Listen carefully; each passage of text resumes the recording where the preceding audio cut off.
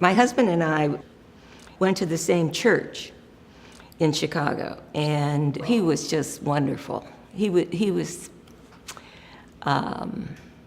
handsome.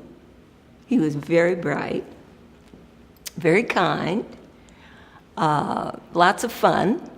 He had a great sense of humor, but he was just a really neat guy. I was just living my life. I was being a mom to two amazing kids. We were busily doing all those planned retirement things that we had on our list. It was going great. You know, I just finished grad school. We spent a few days in Vancouver, then we went on to Whistler to ski. So we skied like 5 days at Whistler. I was having a hard time keeping up with my husband, which usually isn't the case. They asked you to come back again, and I'd never been called back, a second time before. And nobody goes and sits around their living room at night and says, oh, am I going to get cancer tomorrow? Literally 2 days after we came home, I was diagnosed with a stage 4 cancer. On my eve of my 70th birthday, I was diagnosed with neuroendocrine cancer. It literally was beginning to just get on my nerves because it was an interruption into my life that had just gotten back on track from the first diagnosis. I never thought that I was going to get cancer. I honestly thought that that was something that happened to other people. Not you. You're invincible. You're strong. You've done all the right things. It's not going to happen to you, but No matter where you are in life or what type of cancer it is, it's really scary. We have no tools at the moment to cope with it. What are we going to do? Immediately, I thought, I'm 70 years old.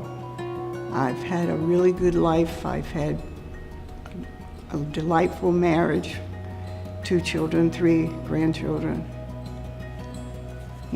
This doesn't work. And my husband immediately said, she'll do it. She'll take the treatment. My focus at that time, especially the second time, was okay. I have a little niece, and my focus was not about me any longer. It was my survival was for her. For the physical stuff, the doctors are amazing.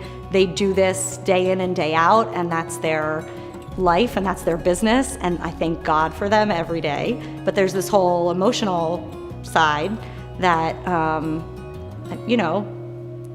you need help with.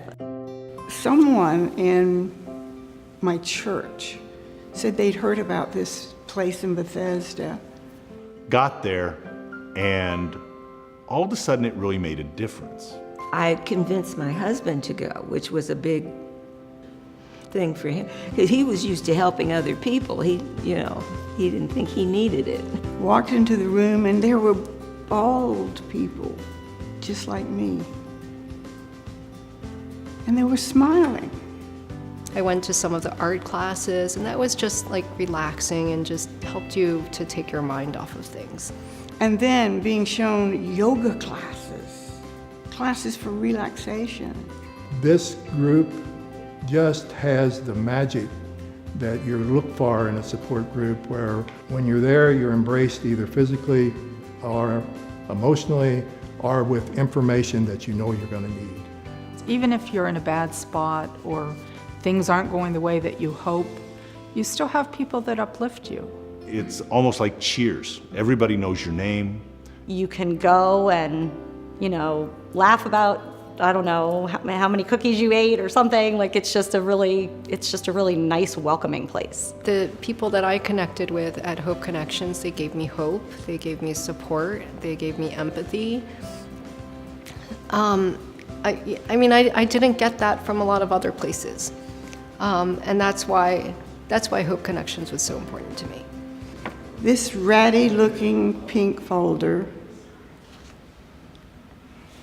is significant because when I thought I was dying of cancer, I wrote my goodbye letters to my children and to my grandchildren and to my sisters. Luckily, I've been able to tell them what was in these letters because I'm a 10-year survivor of 4th-stage cancer.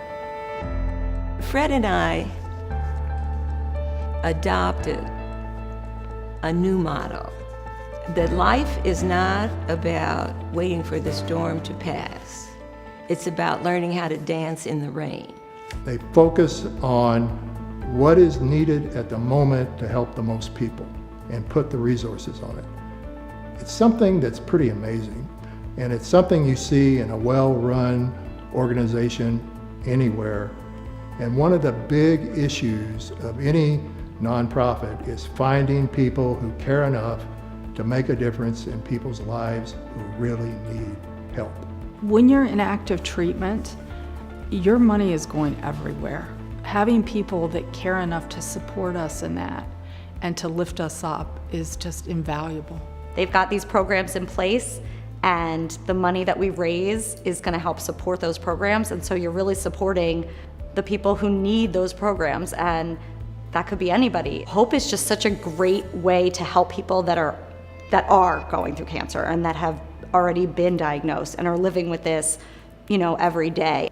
By providing the funding to Hope Connections, the programs, the services, the information, the outreach, all of that becomes far more valuable. It also becomes part of helping other people who are sitting there and all of a sudden get that news from that doctor saying, you've got cancer. And the question of what do you do next becomes that much easier. Who's out there to help me? Hope Connections.